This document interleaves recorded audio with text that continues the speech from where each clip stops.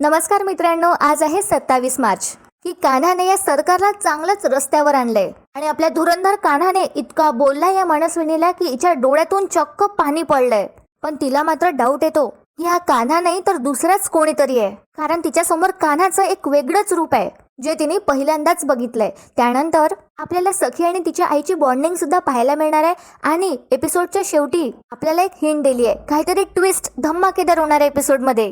आतापर्यंत तर कान्हा लाईमलाईट मध्येच राहत होता, पण आतापासून कान्हा आणि सरकार एकदम फेस टू फेस उभे राहून एकमेकांचा सामना करणार आहे. हे सगळं बघणं खूपच इंटरेस्टिंग असणार आहे. तर मित्रांनो, जे चॅनलवर नवीन असतील तर खऱ्या रिव्ह्यू साठी आपल्या चॅनलला सबस्क्राईब करा. आता आपण सुरू करूया आजच्या धमाकेदार एपिसोडला.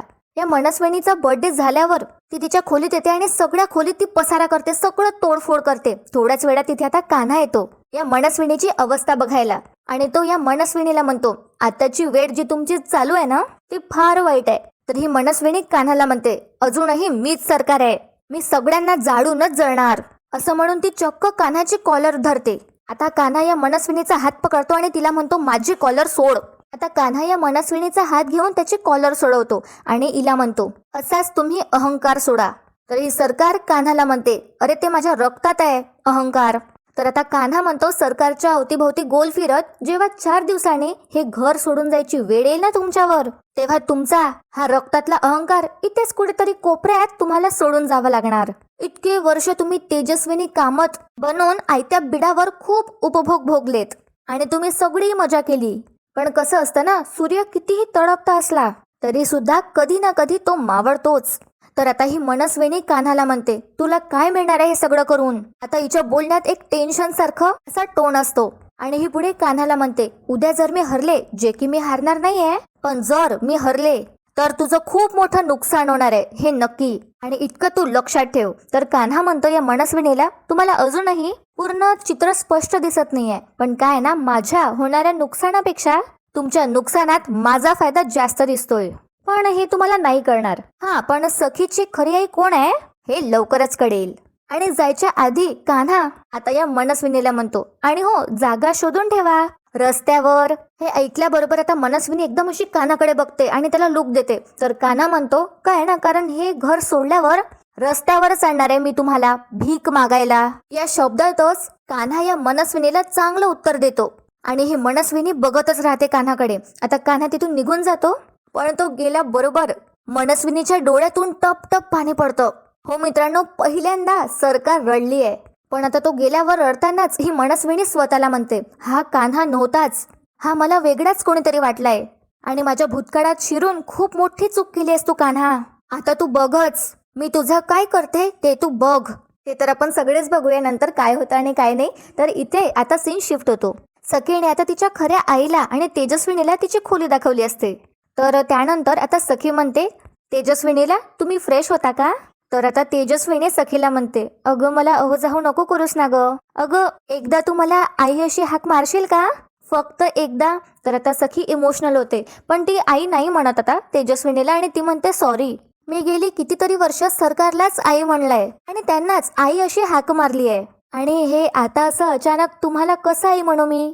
तर आता तेजस्विनी सखीला विचारते, मग तू 4 दिवस मला कोणत्या नावाने हाक मारणार आहेस? आता सखी विचार करू लागते. तर हे बघून आता तेजस्विनी म्हणते सखीला, हरकत नाही, तू मला मावशी अशी हाक मारलीस तरी चालेल.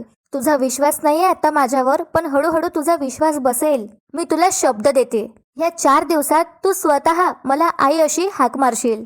सखी आता मुद्दामच टॉपिक चेंज करते आणि म्हणते, खूप लेट झालाय ना, तुम्ही झोपा, गुड नाईट. असं म्हणून आता सखी निघत असते तिच्या खोलीत जायला, पण तेजस्विनी सखीला थांबवते, तिला हाक मारते आणि म्हणते, सखी, आज तू माझ्याजवळ झोपशील का? 12 वर्ष मी त्या अंधारात खोलीत मी एकटीनेच काढले ग, मला भीती वाटते खूप, आजही मला भीती वाटते ग, आणि मला झोप लागत नाही. तू अंगाई गाशील का माझ्यासाठी, मग मला शांत झोप येईल. इतकंच नाही तर तेजस्विनी सखीसमोर आता हात सुद्धा जोडते. तर आता सखी म्हणते, अरे अरे, तुम्ही असं नका करू, या तुम्ही. असं म्हणत सखी तिच्या खऱ्या आईचा हात पकडते. तर आता तेजस्विनी सखीला म्हणते, माझ्याजवळ राहशील ना? तर सखी म्हणते, हो हो. आणि त्यानंतर दोघीही मायलेकी बेडवर जाऊन बसतात आणि आता सखी म्हणते तेजस्विनीला, तिच्या खऱ्या आईला, तुम्ही माझ्या मांडीवर डोकं ठेवू शकता. आता सखीची खरी आई सखीच्या मांडीवर तिचं डोकं ठेवते आणि खूप सुंदर असं मराठी गाणं बॅकग्राऊंड मध्ये सुरू होतं. नात्याचं नाव आपुल्या देऊ नको काही, खूप सुंदर सॉन्ग. आणि कान्हा हे सगळं आता दारातूनच या दोघींना बघत असतो आणि त्यांच्यातलं प्रेम बघून, या दोघींमधली आपुलकी बघून आता कान्हाच्या डोळ्यात सुद्धा पाणी येतं. कान्हा इमोशनल होतो. आपल्याला सगळ्यांनाच माहिती आहे की कान्हा सुद्धा आपला इमोशनलच आहे. इथे आता तेजस्विनीला सगळं जुनं आठवतं की कसं या मनस्विनीने तिच्या सख्या जुड्या बहिणीनेच तिचा किती छळ केला होता. कपाटात काय बंद केलं, त्या अंधार कोठरीमध्ये तिला किती मारलं वगैरे सगळं तिला आठवतं. आणि एकदम तेजस्विनी अशी दचकते आणि त्यानंतर आता ती सखीचा हात पकडते. सखी सुद्धा आता खूप प्रेमाने आणि मायेने तेजस्विनीला शांत करते आणि सखीच्या डोळ्यात सुद्धा आता पाणी आलं असतं. ती सुद्धा इमोशनल झाली असते. खूपच छान आणि भावुक सीन आहे हा. आणि त्यानंतर आता तेजस्विनीला झोप लागते. खरंच मित्रांनो, आपल्या जवळ तर आपली आई असते, आपल्याला प्रेम करायला, आपल्यावर माया लावायला, पण तिला कोण असतं? असो, आपणही कधीतरी तिला जवळ घेऊन अशीच माया लावायला हवी. तुम्हाला जर माझं बोलणं पडत असेल तर कमेंटमध्ये तुमची मतं नक्की कळवा. तर असो मित्रांनो, इथे आता काय होतं, दुसरा दिवस उगवतो आणि हा परशू मीनाक्षीला म्हणत असतो, काय हे काय धर्मशाळा आहे का? इथे तर माणसं येतच आहे. कालपर्यंत तो फुकट्या काना राहतच होता या घरात आणि आता ही नवीन कुठून तरी बाई पण आली ना.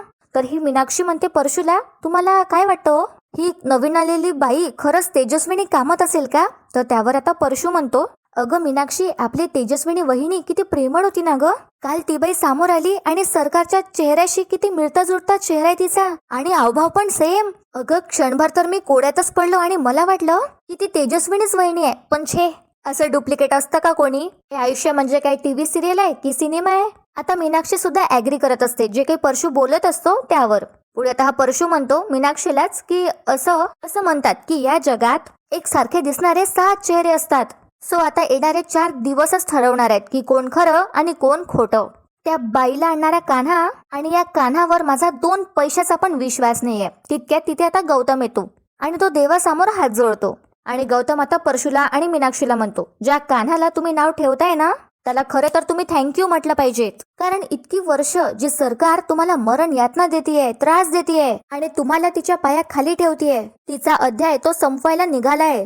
तुम्ही दोघे तर देवाकडे प्रार्थना करा की सरकार हरू देत आणि वहिनी जिंकू देत.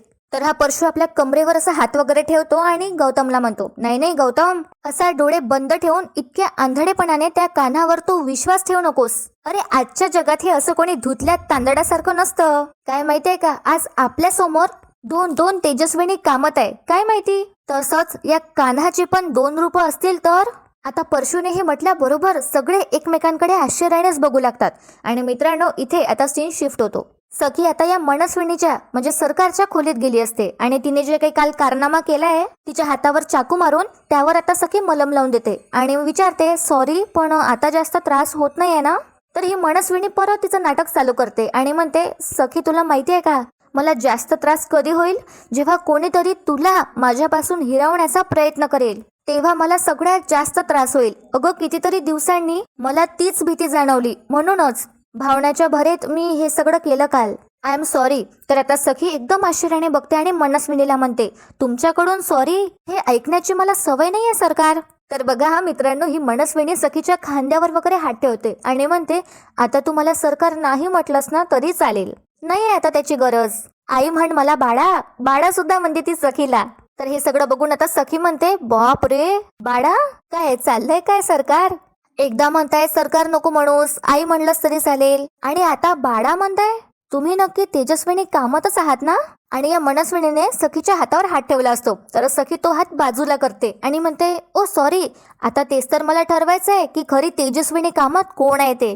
ठीक आहे मित्रांनो, प्रेक्षक थोडे भडकलेत कारण सखीने खऱ्या तेजस्विनीला एकदमच ओळखलं नाही, पण सखी दोघींसोबतही सेमच वागत आहे आणि ती विचार करूनच निर्णय घेणार आहे. त्यानंतर सखी म्हणते या मनस्विनीला, जे हे सिद्ध करून दाखवेल की तीच खरी तेजस्विनी कामत आहे तिलाच मी आई म्हणेल. आणि सरकार, तुमचे या आधीचे सगळे बर्थडेज तुमच्या वागणुकीमुळे मी कधीच विसरले नव्हते, पण कालचा बर्थडे, कालची रात्र ती कायम लक्षात राहील. तर हे ऐकून ही मनस्विनी स्वतःला म्हणते, माझ्याही. आणि बघा मित्रांनो काय होतं, ही आता मनस्विनी जी आहे ती आता सखीला म्हणते, एक सांगू? तितक्यात सखी म्हणते, मी एक विचारू का?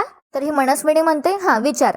सखी म्हणते, तुम्हाला एक सखी जुडी बहीण आहे आणि नुसती बहीणच नाही तर अगदी तुमच्यासारखी हुबेहूब तुमच्यासारखी दिसणारी एक जुडी बहीण आहे. ही गोष्ट तुम्ही माझ्यापासून लपून का ठेवलीत? नाही, आणि नुसती माझ्यापासून नाही तर घरातल्या सगळ्यांपासून तुम्ही ही गोष्ट लपवून ठेवलीत आणि हा इतका मोठा लपंडाव तुम्ही का खेळलात? तर ही मनस्विनी सखीला म्हणते, काय आहे ना सखी, काही सिक्रेटच असू द्यायला पाहिजेत. ते म्हणतात ना, झाकली मूठ 1.25 लाखाची, तसंच काही समज. त्यानंतर ही मनस्विनी सखीला म्हणते, मला सांग, आपण रावणाची पूजा करतो का? नाही करत ना. तर दसऱ्याच्या दिवशी आपण त्याचं दहन करतो, कारण वाईट गोष्टींचा उदो केला जात नाही आणि तो करायचाच नसतो. आणि बघा मित्रांनो, ही स्वतःची स्टोरी सांगते आता सखीला, फक्त नाव ही सखीच्या खऱ्या आईचं घेते आणि म्हणते की ती मनस्विनी आहे. तर ऐका हा, काय काय सांगते. तर ही मनस्विनी सखीला म्हणते की तशीच ही मनस्विनी आहे. मनस्विनी आमच्या खानोलकर कुटुंबातली रावणच होती. मित्रांनो, कन्फ्युज नका होते, ही स्वतःला तेजस्विनी म्हणत आहे सखीसमोर आणि तिच्या खऱ्या आईला मनस्विनी म्हणत आहे. पुढे आता ही सांगू लागते की सखी, आमचे जे बाबा आहे ना, ते मला आणि तिला रामायणातल्या गोष्टी सांगायचे आहेत. खूप प्रभाव होता आमच्यावर त्या गोष्टींचा. मी राम स्वीकारला, पण तिने रावण स्वीकारला. सखी आता म्हणते, पण हे कसं शक्य आहे? जर तुमच्या बाबांनी तुमच्या दोघींवरही समान संस्कार केलेत, तर सरकार तुम्ही चांगल्याची आणि त्या मनस्विनीने वाईटाची निवड कशी काय केली?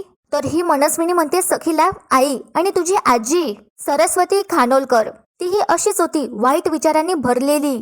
त्या मनस्विनीने सगळे आईचे गुण घेतलेत. मनस्विनीमध्ये सगळे आईचेच जीन्स आहेत, पण मी मात्र माझ्या बाबांचे चांगले गुण घेतलेत. आता सखी विचारते पुढे, तर पुढे ही सांगू लागते की त्या मनस्विनीमुळे माझं बालपण अतिशय त्रासात गेलं आणि ती कधी सख्या बहिणीसारखी वागली नाही. तर ही स्वतःची स्टोरी सांगत आहे, फक्त नाव सखीच्या खऱ्या आईचं टाकत आहे. तर असो, पुढे ही म्हणते, तिच्या अशा वागण्यामुळे एक दिवस बाबाने तिला घराबाहेरच काढलं आणि तिच्या नावाची आंघोळ करून घेतली, कारण ती जशी जशी मोठी झाली तशी आणखीनच गुल उधळायला लागली. मग तिला बाबा म्हणालेत की परत तुझं तोंड कधीच पाहायचं नाहीये मला, अशी त्यांनी शपथ घेतली. त्यानंतर ती कुठे गेली, काय करत होती, मला काहीच माहिती नव्हतं आणि मी तिची चौकशीही केली नाही. पुढे ही सांगू लागते सखीला, त्यानंतर राघवशी माझं लग्न झालं. पहिल्याच रात्री मी राघवला सगळं सांगितलं. ते माझ्यावर खूप चिडलेत. मीही त्या मनस्विनीचा खूप तिरस्कार केला. त्यांनी मनस्विनीचा खूप तिरस्कार केला आणि म्हणालेत मला की तुला कधी बहीण नव्हतीच, मीच फक्त तुझं कुटुंब आहे, आजपासून मीच तुझी फॅमिली. सगळं छान चालू होतं ग सखी. आणि त्यानंतर ही नाटकी मनस्विनी सखी जवळ येते आणि तिचा हात पकडते आणि म्हणते, त्यानंतर तुझा जन्म झाला. मला ना माझ्या नशिबाचा हेवाच वाटत होता की इतकं सगळं चांगलं, पण शेवटी नियतीने माझ्यासमोर माझा भूतकाळ आणून ठेवलाच. तुझ्या बारशाच्या दिवशी ती मनस्विनी परत आपल्या घरी परत आली. आपल्याला तसं फ्लॅशबॅक दाखवलं सुद्धा जातं. तर आता सखी म्हणते या मनस्विनीलाच की पण जर बाबा एवढा तिरस्कार करत होते, तर मग त्यांनी तिला आपल्या घरात ठेवूनच का घेतलं? तर आता त्यावर ही मनस्विनी सखीला उत्तर देत म्हणते, अगं राघव कधी तयारच नव्हते. मी स्वतः. अगं सखी, तुला तर माहिती आहे मी किती हळवी आहे. माझी सखी बहीण इतक्या वर्षानंतर माझ्या समोर उभी होती आणि ती माझ्याकडे सुधारण्याची फक्त एक संधी मागत होती ग. मग मी कशी देणार नाही? आणि आपल्याला तसं फ्लॅशबॅक दाखवलं सुद्धा जातं की ही नाही तर हिची सखी खरी बहीण म्हणजे खरी तेजस्विनीने हे सगळं केलं असतं. आणि आता प्रेझेंटमध्ये ही सगळं क्रेडिट घेत आहे आणि सखीला सगळं खोटं सांगत आहे. त्यानंतर ही मनस्विनी आता पुढे सखीला सांगू लागते, राघवने शब्द दिला होता, म्हणूनच मी त्या मनस्विनीबद्दल कोणालाच काहीच सांगितलं नाही आणि म्हणूनच इतकी वर्ष हा लपंडाव मी खेळत राहिले. आता सखीला काहीच समजत नसतं, ती थोडी कन्फ्युजच असते. तर ही सरकार आपला टोन चेंज करते आणि सखीला म्हणते, आता तरी संपलेत का प्रश्न? आणि सखी तिच्याकडे बघते, तितक्यात ही टोन परत चेंज करते आणि म्हणते, अगं सखी, मिळालीत का तुला तुझी उत्तरं? सखी, अगं बाळा, तुझा आता काय निर्णय आहे? तुझा माझ्यावर विश्वास आहे ना? तर मित्रांनो, ही सखी टॉपिक चेंज करते आणि म्हणते, सरकार हाताची काळजी घ्या. तिला फास्ट मध्ये कोणताच निर्णय घ्यायचा नसतो, तिला घाई करायची नसते. सखी आता तिथून निघून जाते आणि ही सरकार तिचा पाया पडते आणि म्हणते, हाताची काळजी, माय फूट, हे माझेच कर्म आहे. तेजस्विनीच्या नावाने विकून सुद्धा हिला माझ्यावर विश्वास नाही बसत. ही सखी इतकी स्ट्रॉंग कशी झाली? नाही, हे सगळं ना त्या कान्हामुळे होत आहे. मी तुला नाही सोडणार कान्हा, असं ती स्वतःला म्हणते. आणि मित्रांनो, आजचा भाग इथेच संपतो, पण उद्याच्या भागात आपण बघणार आहोत कान्हा आणि किरण काहीतरी डिस्कस करत असतात. कान्हा म्हणत असतो की त्या सरकारला ओव्हर कॉन्फिडंट राहू द्यायला पाहिजे. तिचा आत्मविश्वास आहे ना, त्यामुळेच ती काहीतरी खूप मोठी, तितक्यात कोणीतरी जोराचं असं येतं आणि किरणला धक्का मारतं. त्यामुळे त्याच्या हातची फाईल खाली पडते आणि कान्हाला काहीतरी असं जाणवतं की काहीतरी गडबड आहे. तर दुसरीकडे सखी पूर्ण लिस्ट बनवते ज्यामध्ये काही क्वेश्चन्स तिने लिहिले असतात आणि ती तिच्या खऱ्या आईला ती लिस्ट देते, खऱ्या तेजस्विनी कामतला, आणि म्हणते की जर तुम्ही खऱ्या तेजस्विनी कामत असाल तर तुम्हाला या प्रश्नांची उत्तरं माहीत असायला हवीत. तर बघूया मित्रांनो काय होणार आहे येणाऱ्या भागात. एक मोठा ट्विस्ट नक्कीच येणार आहे.